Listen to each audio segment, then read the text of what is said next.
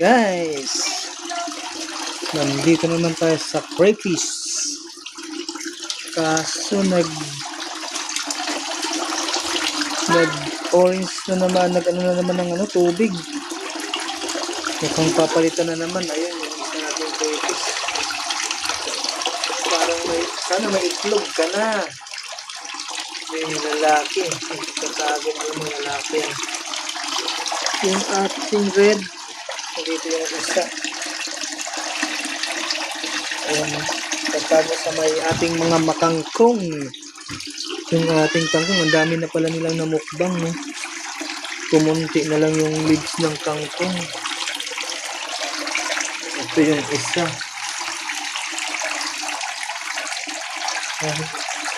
Yung iba nagtatago Hindi ko nakita yung mga pula. Yun yung isa. Nagtatago.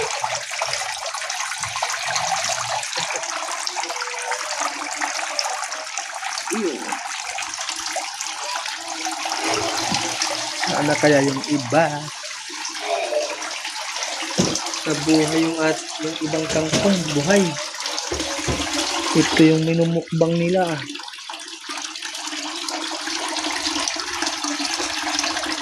Ano na yung iba?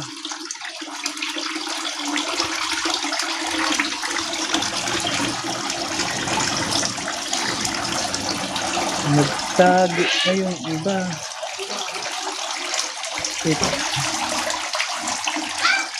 Mamaya magpapalit na lang tayo ng water. Tapos po, ayun yung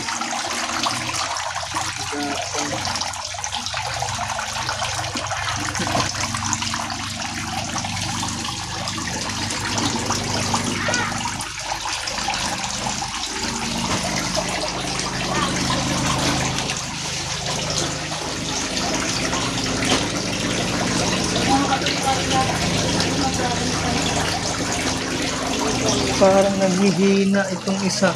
Parang nanghihina itong isa, may Ayan, parang nanghihina siya, Nanghihina ba, ano lang? Nantitrip lang. Ano yan? Juntis ka ba? Juntis? Nakatiklop na yung ano niya? Yung buntot. Tinangyan natin kung juntis. Juntis na, juntis. Sana juntis ka na.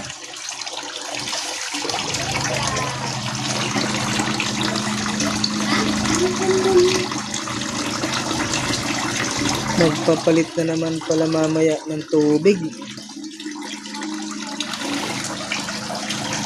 Yan ang ating update sa crayfish, guys. Yung iba hindi natin nakita.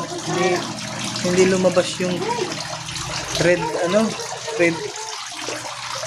na swamp.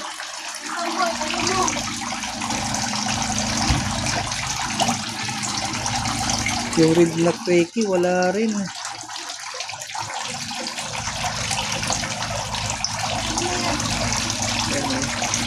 Baka nandito sa ilalim.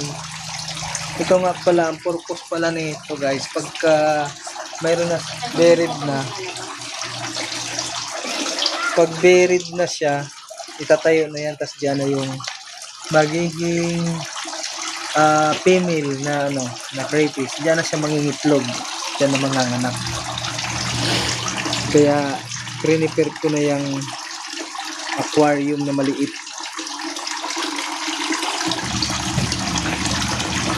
Ito, ubos na yung kangkong dito.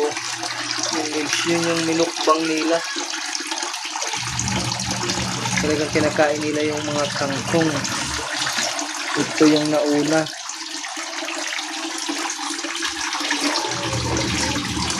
Wala, para nang hina nga. Para nang hina nga,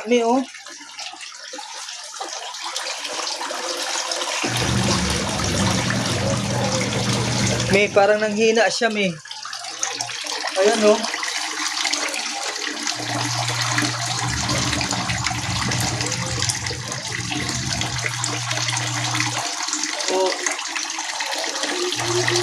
Bakit to may itlog na?